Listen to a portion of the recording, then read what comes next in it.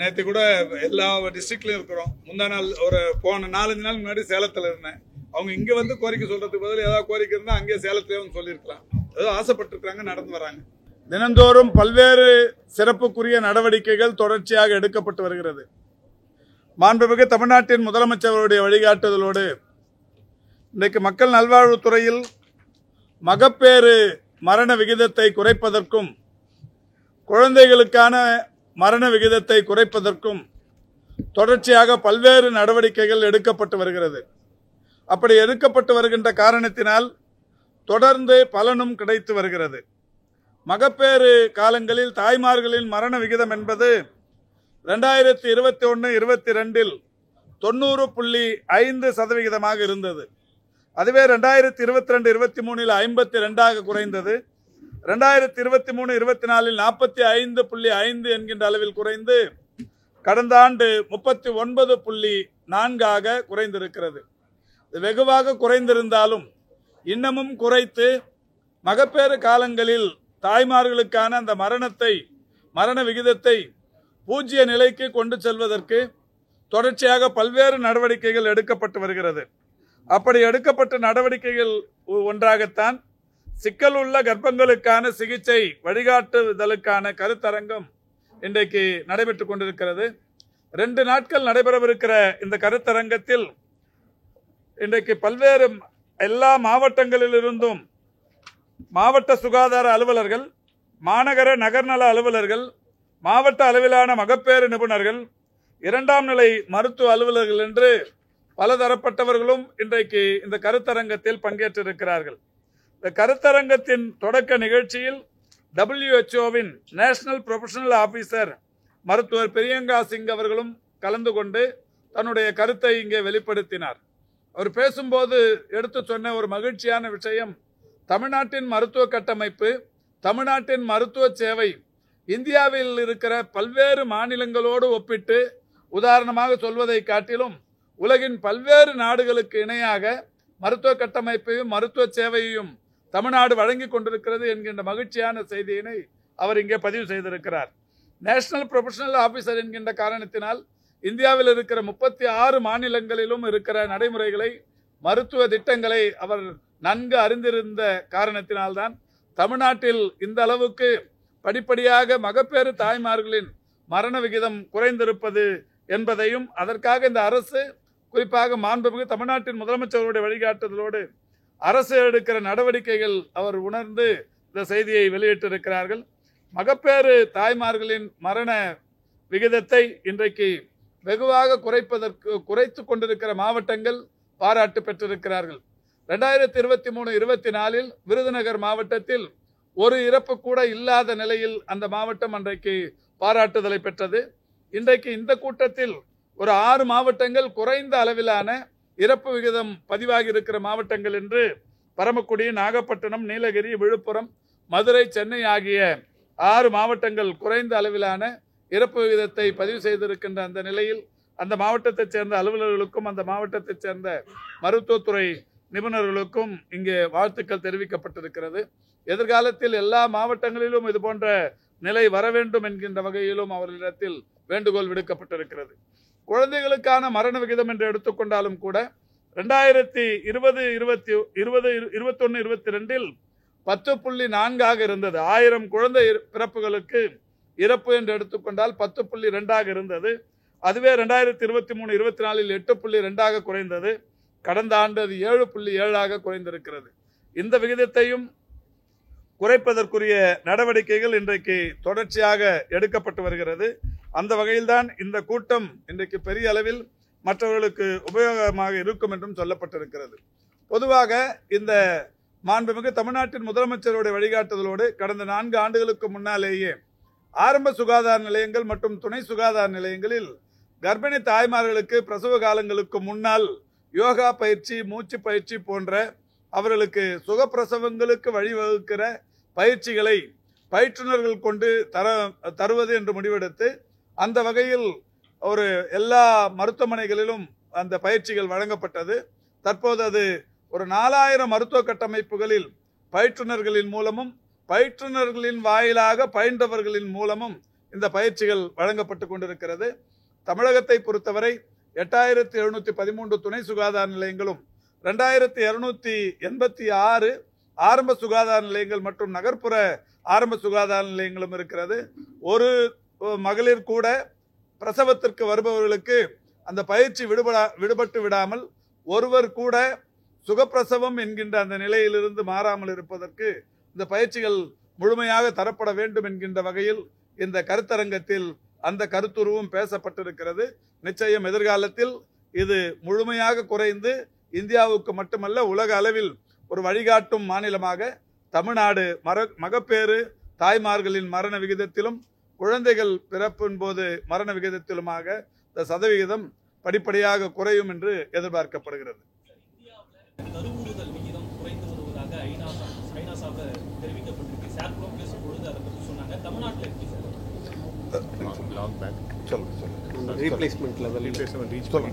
Replacement லெவலை விட நம்மளது கம்மியாக தான் இருக்குது. 1.4 இருக்குது. நம்ம ரீப்ளேஸ்மெண்ட் லெவல்னா 2.1, நம்ம 1.4 இருக்கும்.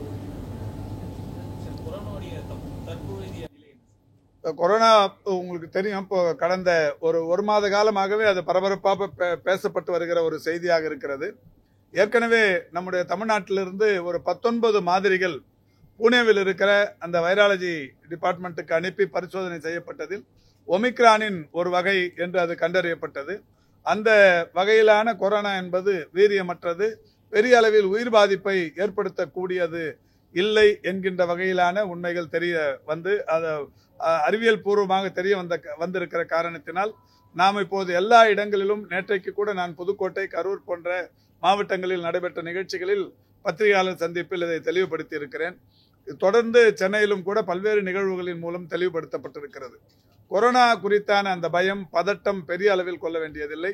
அதே நேரத்தில் வயது முதிர்ந்தவர்கள், நோய் எதிர்ப்பு சக்தி குறைவாக இருப்பவர்கள், கர்ப்பிணி தாய்மார்கள், இணை நோய் பாதிப்புள்ளவர்கள் பொது இடங்களில் கூடும்போது முகக்கவசம் அணிந்து கொள்வது என்பது அவசியம் என்று அறிவுறுத்தப்பட்டிருக்கிறது. நல்லது என்றும் சொல்லப்பட்டிருக்கிறது.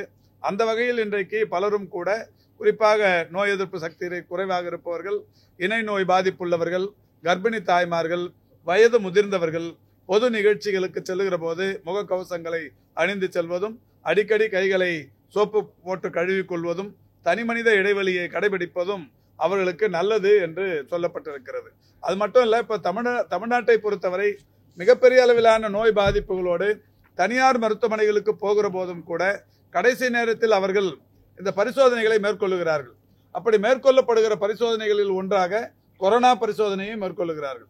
அந்த கொரோனா பரிசோதனைகள் மேற்கொள்ளுகிற போது நான் ஏற்கனவே சொன்ன இந்த இணை நோய் பாதிப்புள்ளவர்கள், கர்ப்பிணி தாய்மார்கள், வயது முதிர்ந்தவர்கள், நோய் எதிர்ப்பு சக்தி குறைவாக இருக்கிறவர்களுக்கு இந்த கொரோனா தொற்று இருப்பது என்பது கண்டறியப்படுகிறது. அதை கண்டறியப்படுகிற அந்த ஒவ்வொரு நாளும் எவ்வளவு பேர் அந்த பாதிப்புக்குள்ளாகிறார்கள் என்பது துறையின் சார்பில் டிபிஎச் அவர்களின் மூலம் ஒவ்வொரு மாவட்ட நல அலுவலரும் கண்காணித்துக் கொண்டிருக்கிறார்கள். யாருக்கு இந்த கொரோனா பாதிப்பு வந்தது, பாதிப்புக்குள்ளானவர் தற்போது எந்த நிலையில் இருக்கிறார், ஒரு 3-4 நாட்கள் சிறிய அளவிலான இந்த உடல்நல குறைபாடுகள், குறிப்பாக அந்த இருமல், சளி, காய்ச்சல், தொண்டை வலி போன்ற பாதிப்புகளோடு இருப்பவர்கள் அடுத்து 4-5 நாட்களுக்குள் சகஜ நிலைக்கு திரும்பி விடுகிறார்கள். அதை தொடர்ந்து கண்காணித்துக் கொண்டிருக்கிறார்கள்.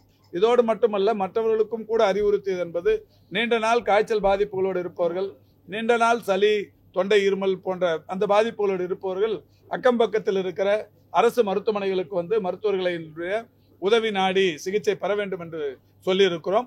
இது எல்லா மாவட்டங்களிலும் இந்த அறிவுறுத்தல் சொல்லப்பட்டிருக்கிறது.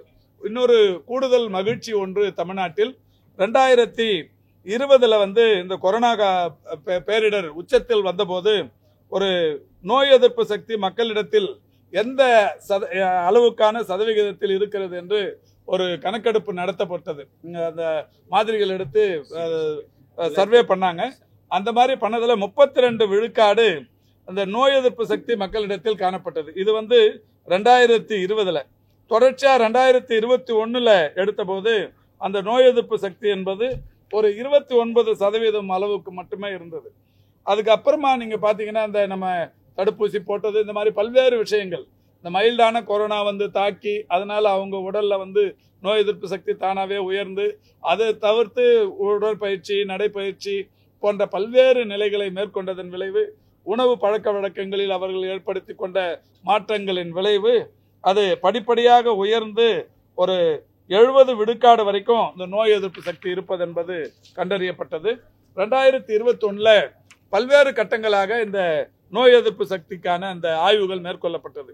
4 கட்டங்களாக மேற்கொள்ளப்பட்டு 2021 இறுதியில 87 விழுக்காடு மக்களுக்கு, அதாவது அந்த கோவிட் தொற்றிலிருந்து நோய் எதிர்ப்பு சக்தி பெற்றிருக்கிறார்கள் என்கின்ற அந்த உண்மைகள் கண்டறியப்பட்டது.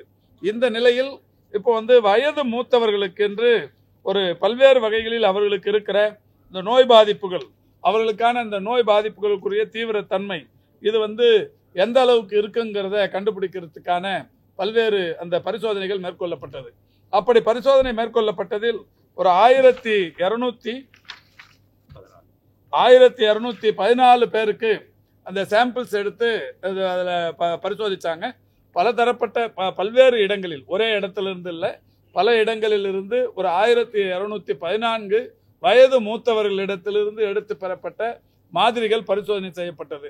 அந்த பரிசோதனைகளில் ஒரு கட்டமாக இந்த நோய் எதிர்ப்பு சக்தி அவர்களுக்கு எந்த அளவுக்கு இருக்கிறது என்று ஆராய்ந்த போது ஒரு மகிழ்ச்சியான விஷயம், 97% நோய் எதிர்ப்பு சக்தி தமிழ்நாட்டில் இருக்கிறது என்பது இப்பொழுது ஆய்வுகளின் மூலம் கண்டறியப்பட்டிருக்கிறது. எனவே நோய் எதிர்ப்பு சக்தி அதிகரித்திருக்கிற நிலையில் இது மாதிரியான ஒரு வீரியமற்ற கொரோனா அந்த வைரஸ் பாதிப்புகள் என்பது பெரிய அளவிலே இருக்காது. என்றாலும் கூட நோய் பாதிப்பு வராது, கொரோனா தாக்கம் இருக்கவே இருக்காது என்று நாங்கள் சொல்லவில்லை. நான் ஏற்கனவே சொன்னேன், இந்த இணை நோய் உள்ளவர்கள், கர்ப்பிணி தாய்மார்கள், நோய் எதிர்ப்பு சக்தி குறைவாக இருப்பவர்கள், வயது மூத்தவர்கள் பொது இடங்களுக்கு போகிற போது எச்சரிக்கையாக இருப்பது என்பது நல்லது.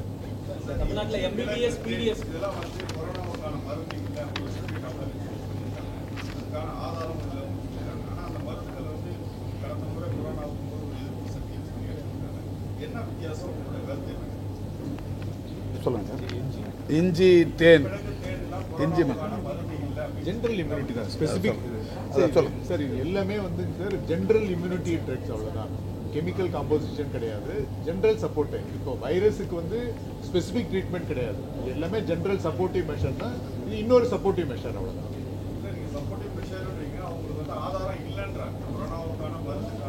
கொரோனாவுக்கான ஸ்பெசிபிக் ட்ரக் கிடையாது. நோய் எதிர்ப்பு சக்தியை உருவாக்கிக்கிறதுக்கு ஒவ்வொருத்தரும் அந்தந்த மாநிலத்தில் அவங்களுக்கு கிடைக்கிற உணவுப் பொருட்களை வைத்து எது நோய் எதிர்ப்பு சக்தியை கூடுதலாக்குது அப்படிங்கிறதுல பண்றது. அந்த வகையில் இப்போ தேனா இருந்தாலும் மிளகா இருந்தாலும் நம்ம இங்கே நிறைய சாப்பிட்ற இந்த உணவுப் பொருள்களில் நோய் எதிர்ப்பு சக்தி கூடுதலாக இருக்கிறதுக்கான அந்த ஆதாரங்கள் அதிகமாக இருந்ததால் தான் நம்ம எடுத்த சாம்பிள் 1214 97% பேருக்கு நோய் எதிர்ப்பு சக்தி இருப்பது என்பது கண்டுபிடிக்கப்பட்டிருக்கிறது.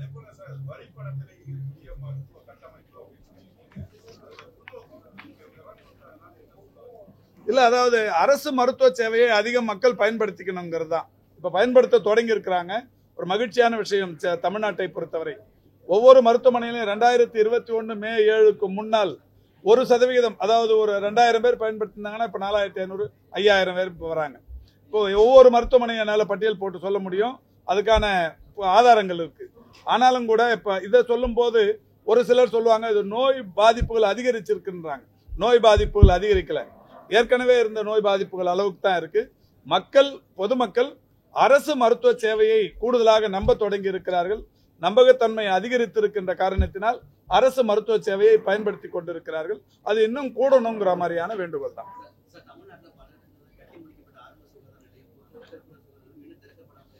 இல்ல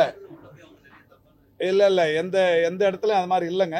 அதாவது கட்டி முடிச்ச இடத்துல நேத்திக்கு காலையில் நான் புதுக்கோட்டையில் 21 ஆரம்ப கட்டிடங்களை திறந்து வைத்தேன்.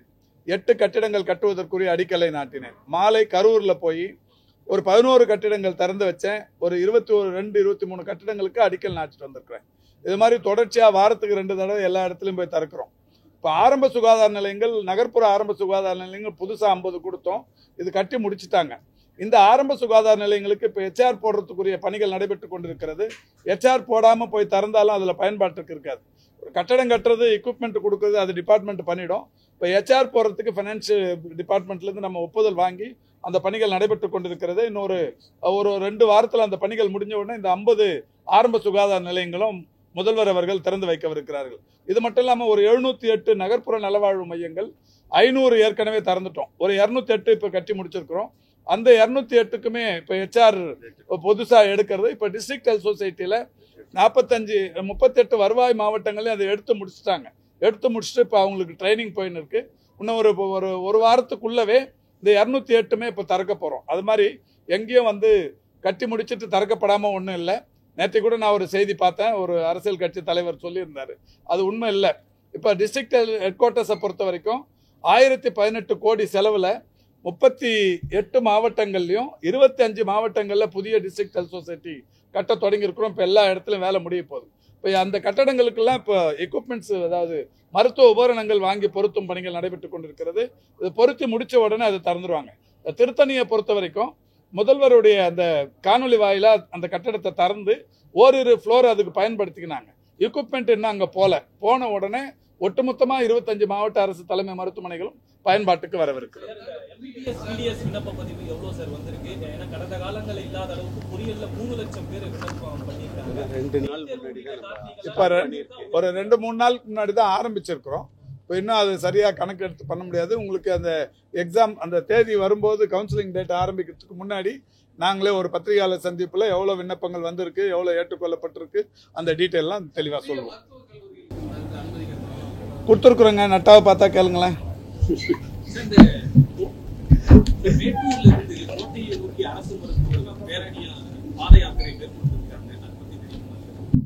ஒன்றும் தகவல் தெரிலங்க. இப்போ நேற்று கூட எல்லா டிஸ்ட்ரிக்ட்லையும் இருக்கிறோம். முந்தா நாள் போன 4-5 நாள் முன்னாடி சேலத்தில் இருந்தேன். அவங்க இங்கே வந்து கோரிக்கை சொல்றதுக்கு பதில் ஏதாவது கோரிக்கை இருந்தால் அங்கேயே சேலத்திலே வந்து சொல்லியிருக்கலாம். ஏதோ ஆசைப்பட்டிருக்கிறாங்க, நடந்து வராங்க.